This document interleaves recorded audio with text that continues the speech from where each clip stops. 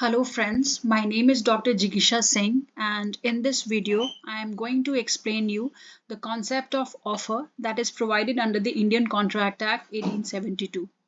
Before I start with explaining the concept of offer, there are certain important essential things that I'm going to tell you that as far as the extent of the Indian Contract Act is concerned, it applies to whole of India.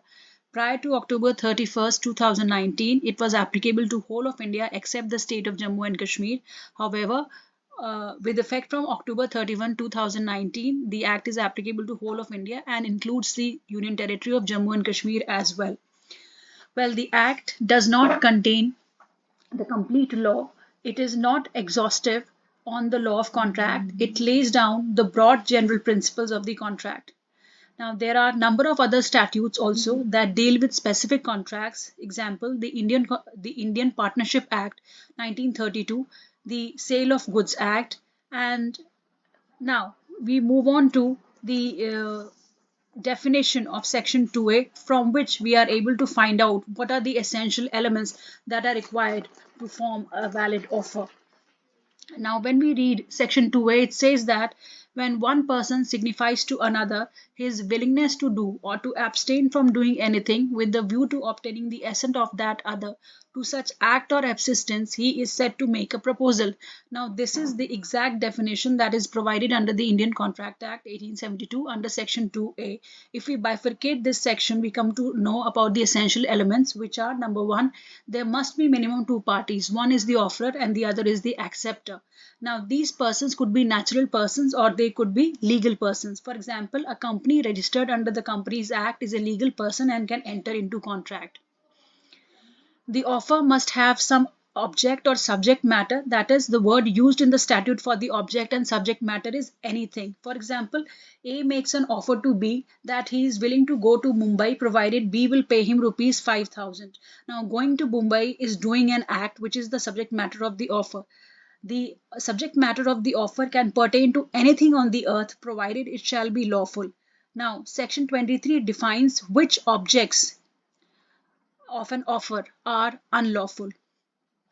Unlawful objects leads to an invalid offer. Again, it's the definition talks about abstaining from doing an act. Now, if A makes an offer to B that he is not going to Mumbai provided B pays him rupees 5,000. So subject matter could be doing of an act or it could be not doing of an act. In the latter instance, it is not going to Mumbai. Further, Section 24 to 30, it expressly provides what object or subject matter is illegal and thus void.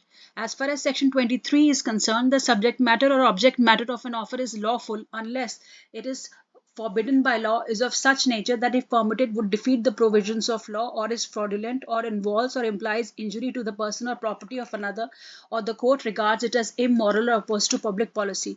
So these are the four grounds which make the subject matter or object matter unlawful. Now, on these grounds, the court can decide that the subject matter or the object matter of an offer is unlawful or not.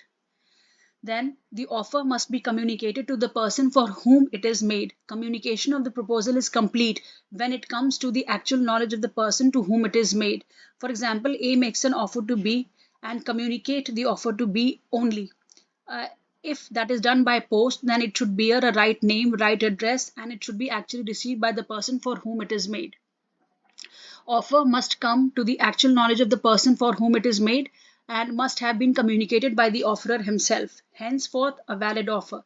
For example, offerer would include the offerer himself and his authorized agent. For example, A authorizes B to communicate the offer to C and B does accordingly. Then it is a valid offer since B is an authorized agent of A.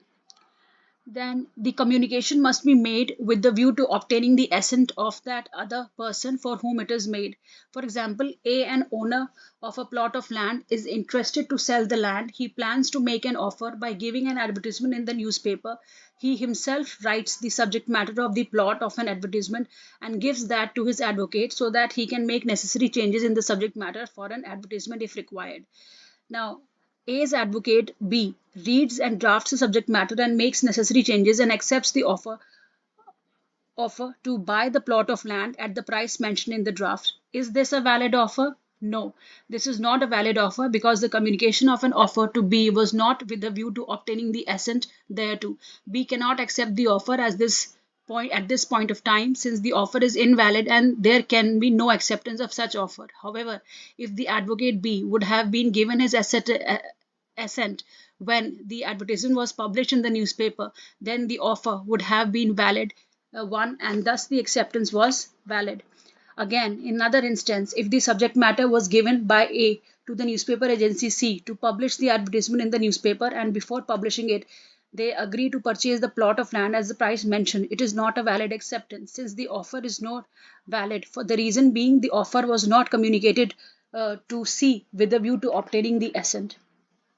Next, the terms and conditions of the offer must be certain or capable of being made certain. Section 29 says agreement void for uncertainty. Section 29 expressly provides agreements or offer whose terms and conditions are not certain or capable of being made certain are void. Now, for example, A makes an offer to B that he is willing to buy 1,000 pieces of book for rupees 100 each. It is not a valid offer since the terms and conditions of an offer are not certain or are capable of being made certain. No name of the book is not clear. Now, but however, if A has a healthy legal relationship with B, shopkeeper, and every year he orders only one book, Law of Contracts by Avtar Singh, and if A makes an offer to B to send 1,000 copies of a book, then it is a valid offer since the terms and conditions, though not certain but are capable of being made certain. It is presumed that A is ordering Law of Contract by Avtar Singh 1,000 copies. Further, the object of the offer must be lawful as provided under Section 23 of the Indian Contract Act. Further, offer must be made with an intention to create legal relationship between the parties. Now, legal relationship, this condition means at the time of making of the offer and acceptance, the parties must intend that in case of breach of contract by any party, the contract shall be enforced through the court of law. Now, test for deciding whether the parties intend to create legal relationship. The test is objective and not subjective. We are not concerned to what was in the mind of the parties to contract at the time of entering into contract. Instead, the court tries to decide it with the fact that what could have been in the intention of the third party, the reasonable person possessing a common sense, if he is put under same circumstances in which the actual parties are placed. Ultimately, the judge tries to decide the intention and identify himself whether the parties intended legal relationship or not through common intelligence. Now, here there is an instance, a teacher announces in the class that he will pay students the sum of rupees 200 who stood first in his subject. Now, B is the lucky person to score highest in the subject.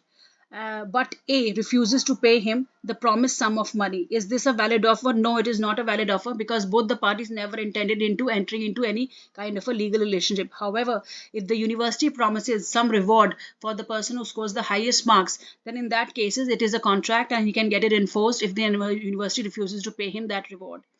Now, this very condition of intention to create legal relationship was first recognized by the UK judiciary in Balfour versus Balfour case. Now, as a normal rule, the legal presumption is that in case of contracts involving social friends affairs, there is no such intention. However, in case of commercial and property contracts, the normal legal presumption is that the parties intended to create legal relationship even if it is between family members, friends, etc. Now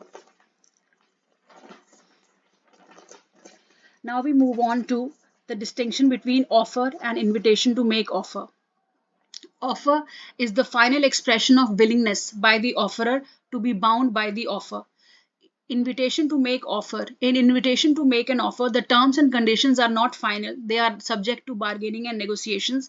The person simply gives a hint that subject to some terms and conditions, he is willing to enter the agreement. And if a suitable offer is made, there can be acceptance. For example, to let is the invitation to offer, which is subject to bargaining and negotiations. It is implied negotiations would be made, still open for final bargaining and negotiations.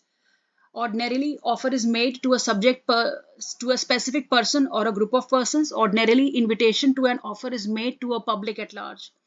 Offer is made with the object of seeking acceptance of the other party. Invitation is made for inviting offers from the other party.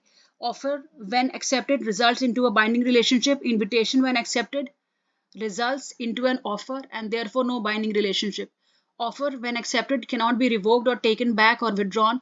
Invitation when even if accepted can always be revoked or withdrawn. Reason no legal relationship. Now kinds of offer, there are two kinds of offer, which is section 9 talks about expressed offer or implied offer. Expressed offer when an offer is communicated through words spoken or written, and implied offer when an offer is made through some conduct. For example, when one person boards a bus, the person boarding is making an offer, not inviting an offer. It is implied and a valid offer. When a person is drunk or is carrying inflammable items with him and boards the bus conductor can refuse the boarder to commute by his bus. In this case, the offer made by the boarder is not accepted by the other party, that is the conductor of the bus.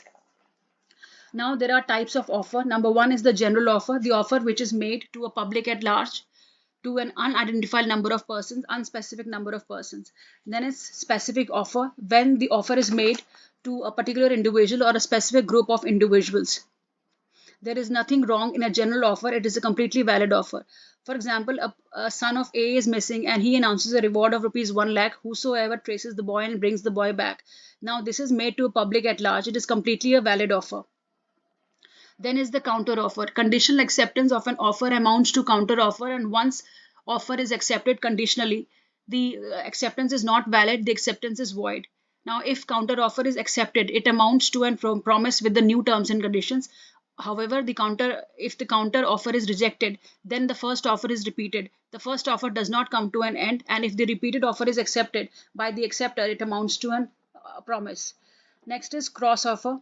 It hardly comes into existence. For example, A is willing to sell 1000 copies of a particular book to B and makes an offer to B.